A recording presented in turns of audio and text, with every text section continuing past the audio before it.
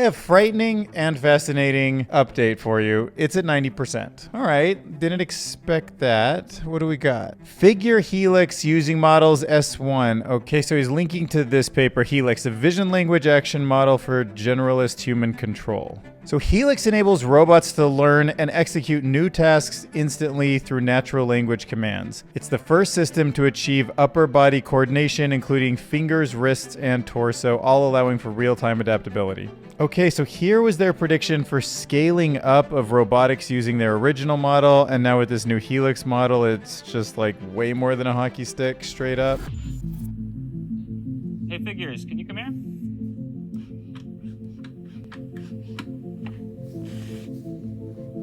Okay, I'd like to try something new.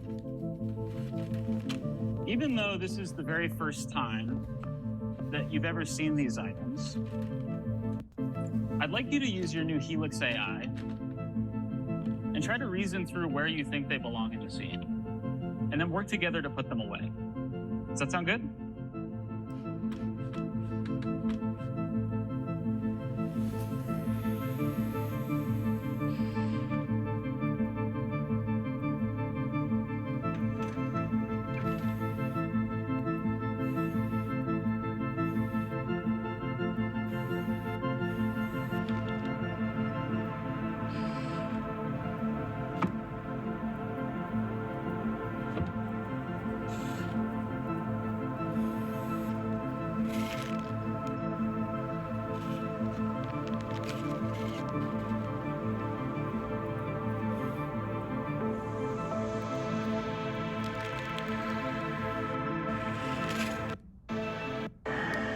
When you ask your two stoned roommates to put away the groceries, it's official, AI agrees ketchup goes in the fridge. Well, at least for Dr. Allen, he thinks it's worth a couple of ticks on the old countdown, so it's more embodied than ever. We are getting very close to AGI. AI generating Doom in Minecraft was so last month. Now AI can imagine entire game worlds, predict your moves, and probably have more fun playing the game than you. Like, we're literally not part of the fun gaming loop anymore. Robots with form factors that are basically exactly what our bone shape is and have sort of soft, muscly looking stuff on the outside are like getting kind of creepily close. Yeah, I'm not kidding. 2025 might actually be the year where, quote, anatomically accurate synthetic humans are built. Do we need to build it? No. Are we going to build it? Yes. I'm going to show off a new AI that can do gaze detection. That's right. Like, don't think you can get away with a glance anymore. AI knows what you're glancing at. The US Navy's using artificial intelligence to train laser weapons against mass drone attacks. The way it fires is called a dazzle and destroy tactic.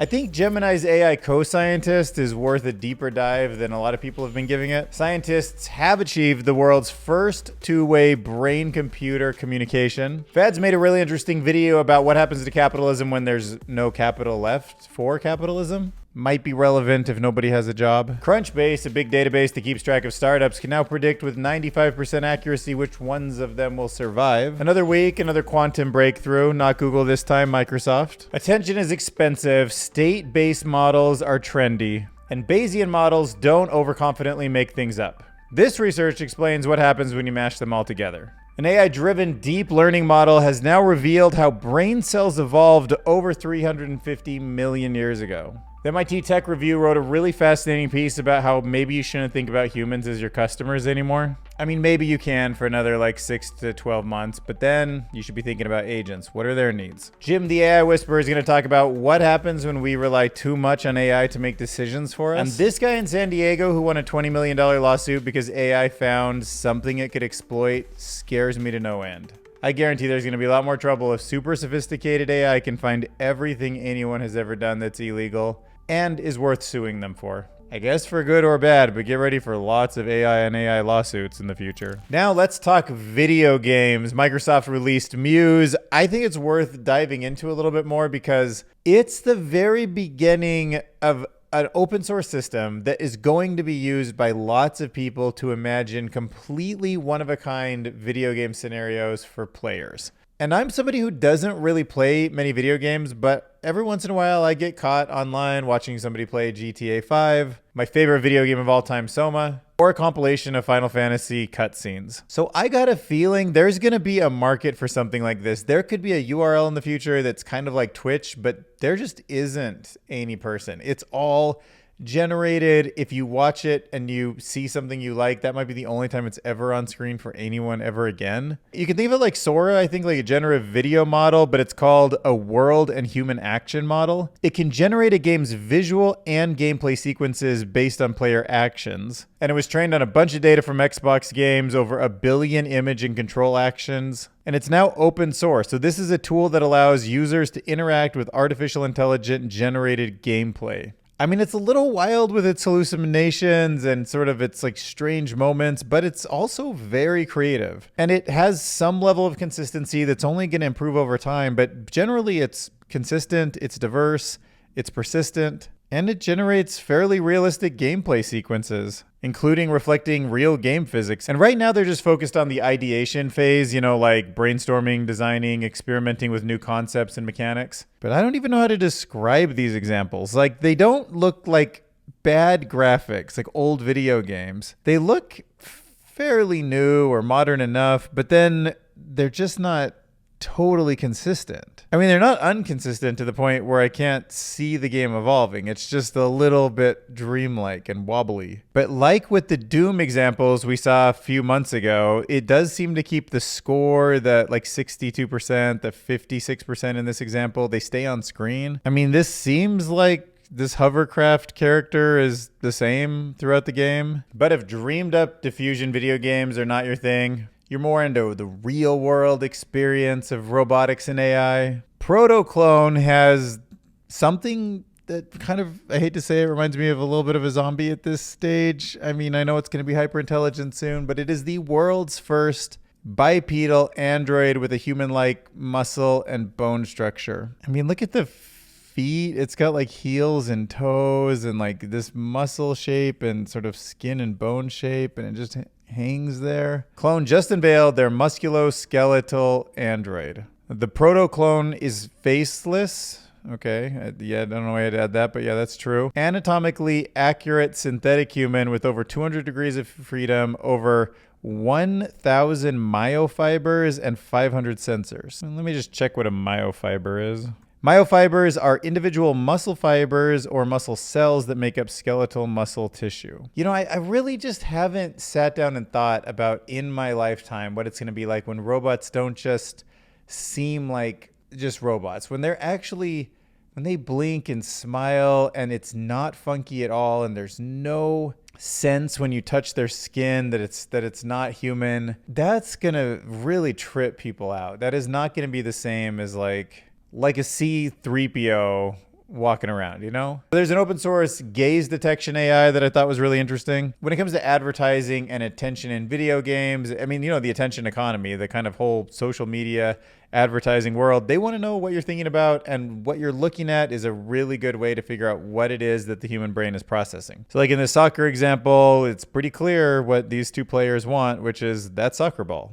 That's where their attention is. And you can upload any photo you want. Here's 3 people. We'll see what it thinks about their gaze. Boom. Pure eye contact between these two. Third one's focused on taking notes. I know this happens with my Tesla too when I'm in self-driving mode, and then I'm like looking down at the screen for too long and it's like beep, beep, beep, pay attention. I'm like, this is crazy. But I guess I could imagine a lecture in the future, something that I'm trying to learn, and the second it sees my gaze drift off, it just pauses and waits for me to come back because it's what I should be focused on. The Navy's now using artificial intelligence to train laser weapons against drones. So we definitely live in a world now where drone like swarms is going to be a thing. That's going to be like a weapon that governments use. Tens of thousands, hundreds of thousands, maybe they're all sort of kamikaze or whatever.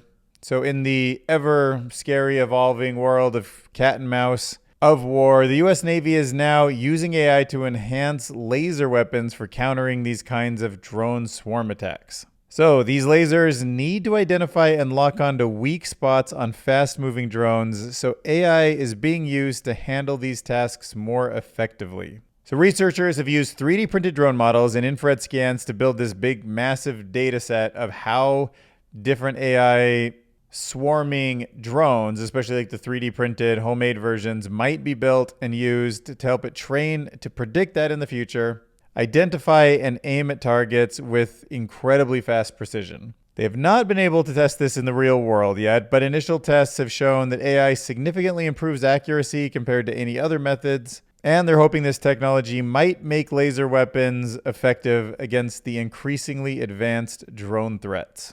Next up, let's talk about co-scientists. Google research, especially that original DeepMind division ran by Dario Amodei, that was just like the golden age of AI to me. It was really focused on research and science, and it just felt like the Star Trek Best of Us version of where AI was going. This kind of stuff reminds me of that, accelerating scientific breakthroughs with AI co-scientists. Cutting edge research coming out of Google. So what is it, right? We know what Gemini is, but now imagine something that is a multi-agent AI system. So a team of researchers, even if they're all kind of like Gemini-like, but they, as a group, are designed to assist scientists in generating new research hypotheses and accelerating discovery. That's pretty neat because right now it does sort of take that human touch to say, like, I found this piece of information and this one.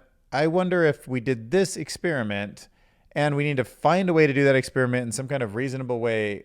I think this is the result we would get. So having an understanding of what's worth trying and then what answer to expect is pretty neat. So right now it acts like as a virtual collaborator.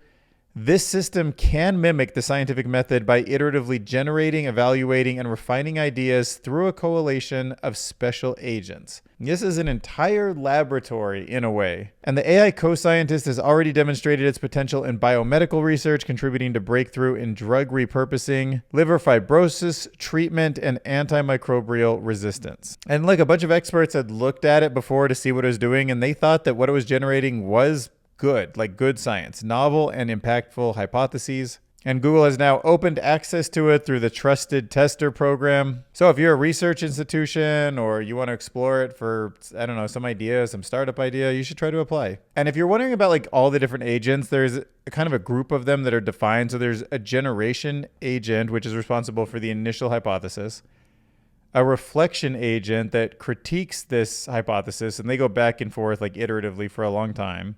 There's a ranking agent that looks at the quality score of all this innovation that's coming out of these first two. Once it chooses whatever the highest impact hypothesis is, then it is an iterative process to improve it over multiple cycles. And then there's the proximity agent, which aligns the hypothesis with existing research and known facts to ensure that it's grounded in prior not like knowledge, so it doesn't just go off and like invent something that's just way off basis and untestable. Then there's this meta review of everything, this final assessment of how everything has come together and seeing what would be peer reviewed at this point to check for consistency, overall research quality, and then a final agent to actually go out and execute, the orchestrator. It manages the workflow, it allocates the computational resources, and directs tasks to ensure a smooth execution. And then you have a real-world research team all built of agents. You just walk in at the end and accept the Nobel Prize. So Chinese scientists have developed the world's first two-way brain-computer interface. This is some Neuralink stuff, but there's like two people talking to one another, making this a huge leap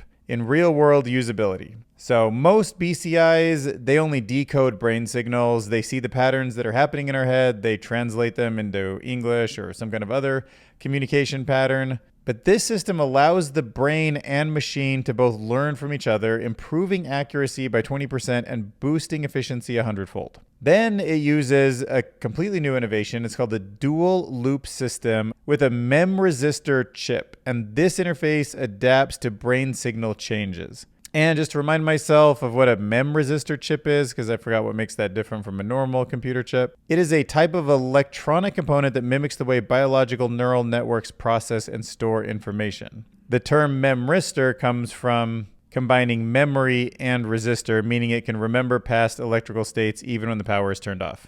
So like RAM in a computer that doesn't forget what it knows. Using that in the dual loop system means a breakthrough that enables 4 degrees of freedom control, expanding potential applications in medicine, computer tech, and a big step towards a seamless brain-machine integration into our soon-to-be daily life. All right, let's talk about capitalism, and we'll talk about the capital that is needed for capitalism. So to various degrees, it does seem like artificial intelligence is going to be better than humans at everything, which might mean people don't have jobs, or maybe it means there's more jobs than ever because we have all these new things that need to be taken care of, or maybe jobs just change. Kind of unclear on all that. But at least in some of those worlds, there's not a lot of wealth to go to anybody except the people who own the machines. I mean, if you go on social media and it can like tell you to buy everything, but you don't have any money because you don't have a job and you're not one of the people that owns all the machines, what might happen to the economy? So Fads put this YouTube video out that was called "What Happens to Capitalism When None of Us Have Any Capital Left?" and kind of looks at that. So he's using a lot of research that comes from the King's College report about how wealth inequality could drive social collapse.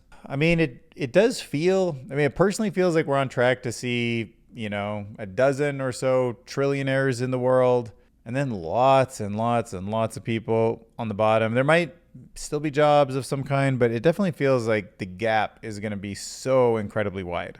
For example, billionaires alone had a wealth surge of $2 trillion in 2024. Whereas you might say, well, that's probably good. Maybe it floated the whole world up a little bit, but poverty rates remained stagnant the whole time. Surveys were showing that there's widespread pessimism about the future, and especially future generations when you go really far into the future. And then the report also points out that there's kind of this feedback loop where we seem to distrust more, and that leads to a decline in public services.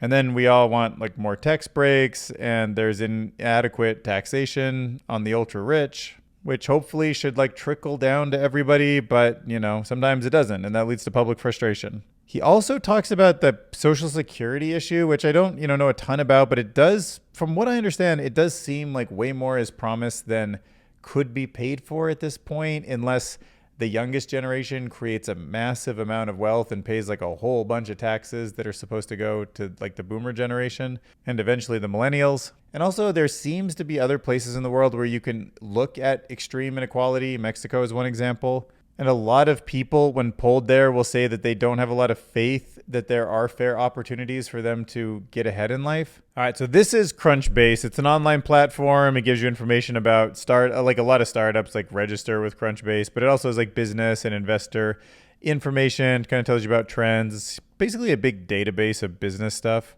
A little bit like LinkedIn with networking, but also if you're a VC, this is like where you're going to find out like who's getting funded and what new companies have formed. And there's new research that shows that there is an artificial intelligence system, a model that was trained on all of this data, and it can predict startup success with 95% accuracy. So the question is, will that change investing? I mean, there's venture capitalists that's what they do for a living. They try to get 95% accuracy with where they put their money, and they usually don't get close to that. So this is kind of big because they've seen themselves as sort of a database for a long time. And as they move the company towards AI-driven prediction, what if they get a $500 million under management and have 95% accuracy with startups and then just grow that into a hedge fund that nobody else could ever compete with? So their CEO believes traditional data companies are becoming obsolete as AI systems can analyze and predict business events like funding rounds, acquisitions, company growth. And they can do it by leveraging 80 million users.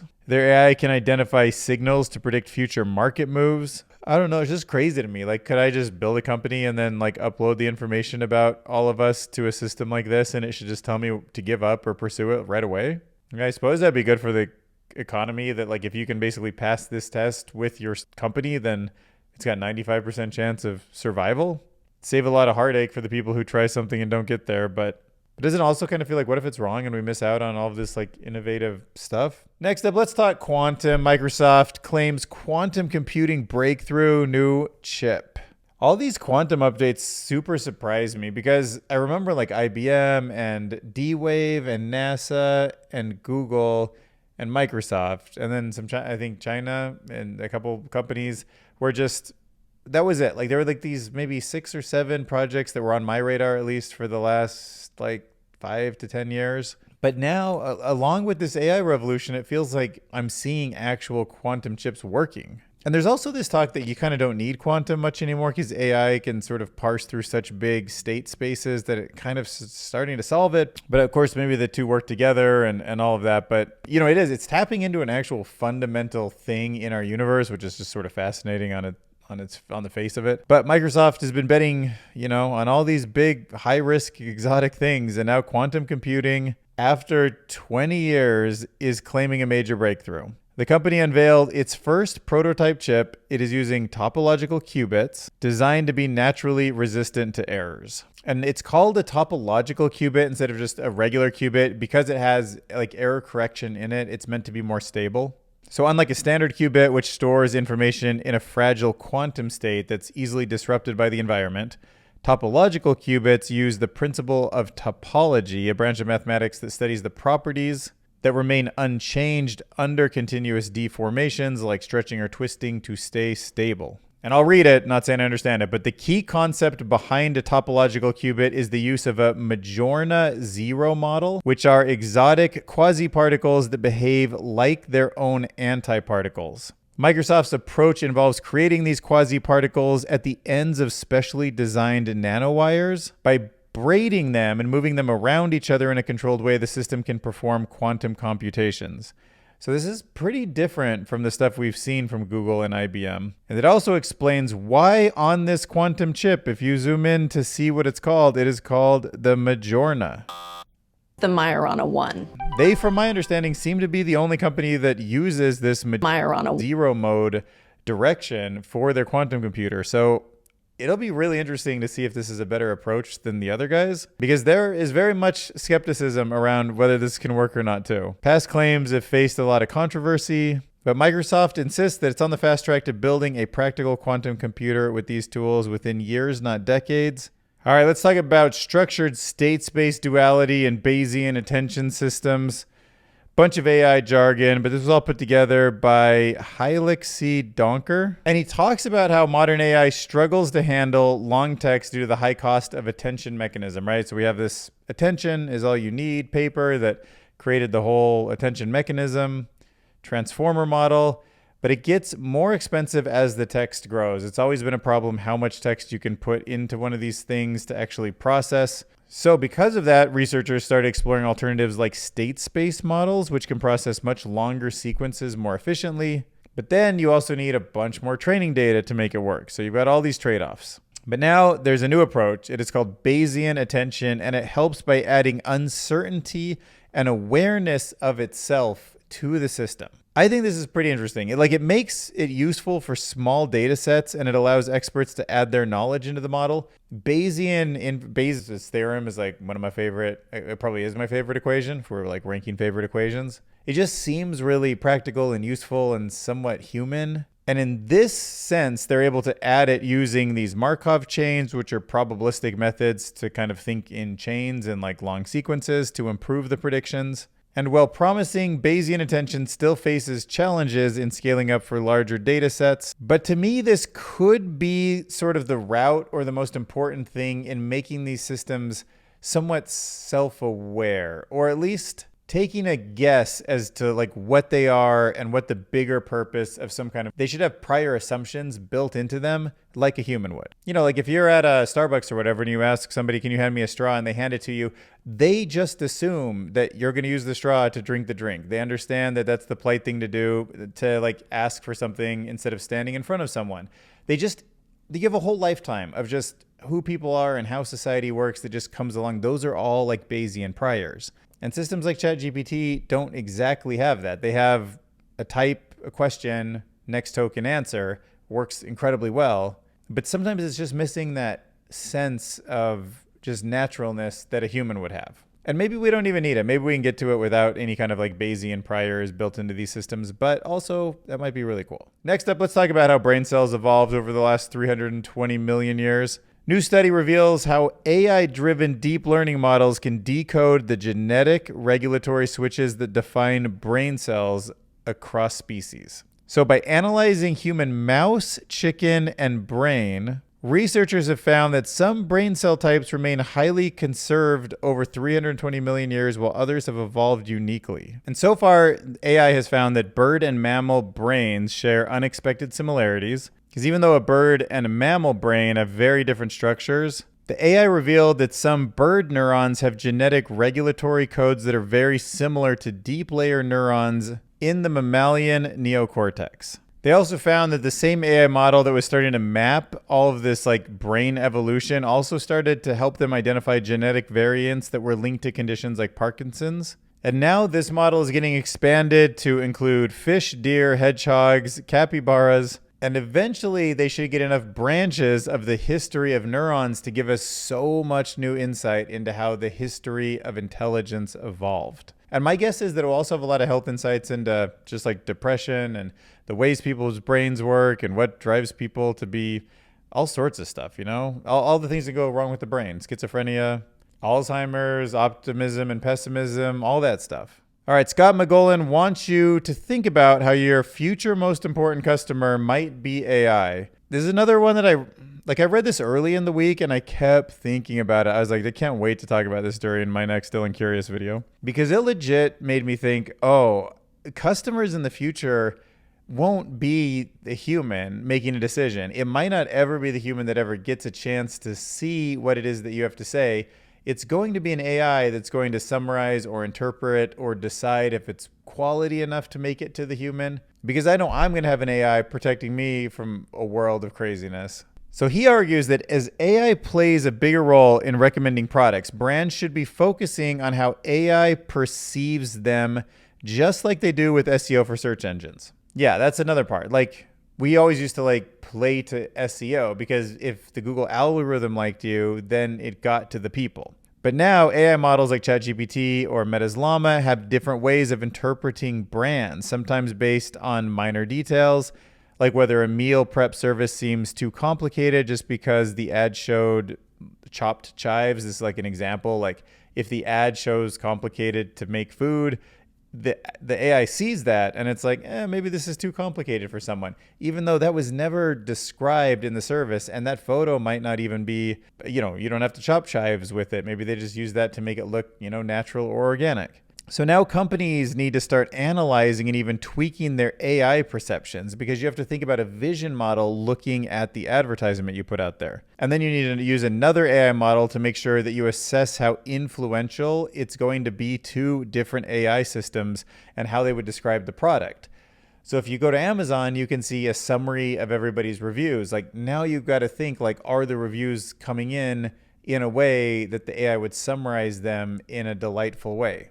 Because most people aren't going to read the individual reviews anymore. So there's even more emerging evidence showing that small changes in prompts can dramatically alter AI recommendations, leading brands to explore ways to subtly shape AI-driven suggestions. And they've already found that there's a bias in the AI systems, ChatGPT and Llama that are out there now, that favor global brands over local ones and luxury items for wealthier demographics, and this raises some concerns. These models are just not targeted enough to like really encourage your local farmers market to compete with Whole Foods. All right, next let's go over to Jim the AI Whisperer and talk about how the Dice Man predicted our dependence on AI determinism. People are relying on AI to make decisions from daily chores to deadly actions. I mean, look, I can already tell that this year, like since the beginning of January, I've really been using ChatGPT in ways that I wasn't the year before, even though I had access to it. Just like I have a shortcut now for just like spell or rewrite, or that worries me. But this article explores how the Dice Man, a 1971 novel about surrendering choices to randomness,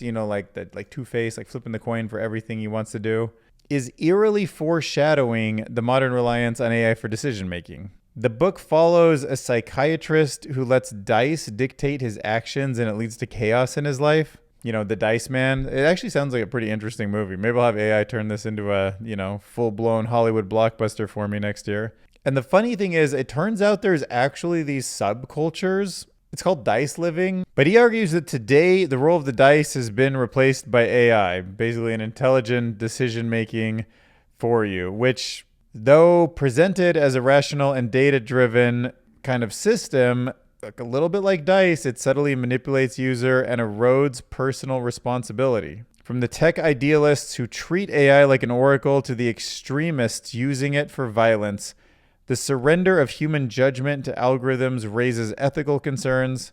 And the piece argues that while AI can enhance decision-making, blind reliance on it could strip away the very thing that makes us human, which is the ability to choose. Not wrong, still gonna probably happen. So this blew my mind, kind of worried me, made me think about like the power of intelligence in one of the ways that it could mess with the economy and world that I never thought of before. Posted on Groony AI. It's a story about a guy in San Diego who used a machine learning algorithm to scan building permits and exposed unpermitted work, and then won a $20 million lawsuit because of it. So he used AI, like vision software, I'm going to guess something like Google Maps, to like look at a bunch of houses and then see, and then to check where like all the permits for all the things that you see in all these photos filed properly.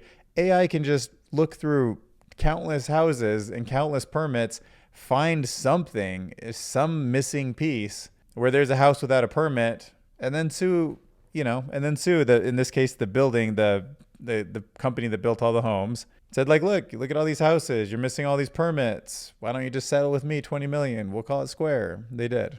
Right. And like, I don't really know Goonie.ai, how real any of this is, but in theory, it is something to think about, if nothing else. It certainly seems to me that there's so much bureaucracy and so many like missing components. And you see all this stuff with Dodge where it's like the government doesn't even like track all the time, like what category spending goes into. And I just think that if you follow anybody with an eagle eye all the time, like they're just going to make a few mistakes. Like I bet there are so many mistakes on people's taxes. There's probably so many mistakes with like building permits or the way trusts are done or the way LLCs and companies are filed, like just countless trillions of dollars probably throughout the economy is just waiting to be corrected. And maybe AI is this tool in the future that like can find all of that and hold everybody accountable who made the mistakes, and we can have like a perfect system. So this was posted on Medium by myself, Dylan Curious. It was mostly written by Deep Research. I asked ChatGPT's Deep Research model to help me get to 100,000 subscribers.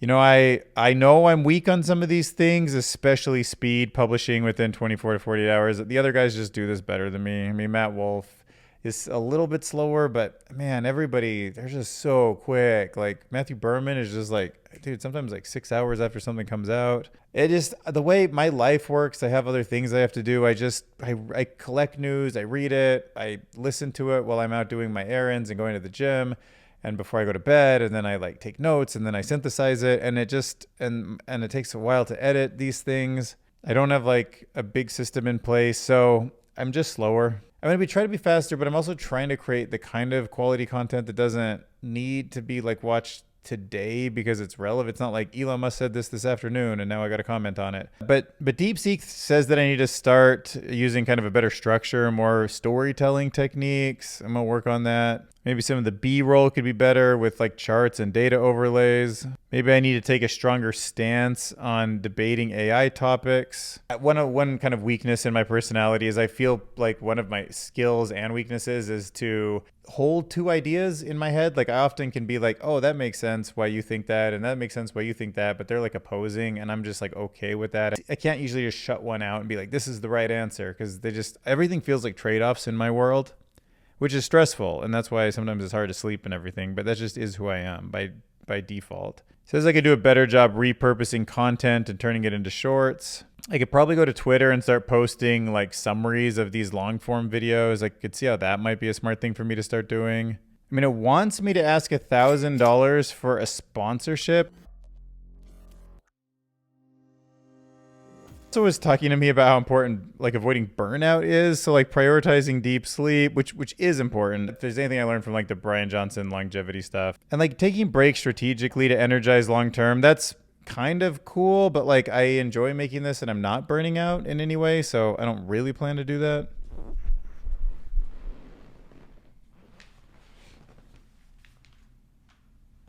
So what do you think? What will get me to 100,000 subscribers? Let's discuss that in the comments below, and then maybe I can turn that into a song. You can also support me on Patreon/Dylan Curious, or becoming a member of this channel, hitting that join button below here on YouTube. Name me one successful communist.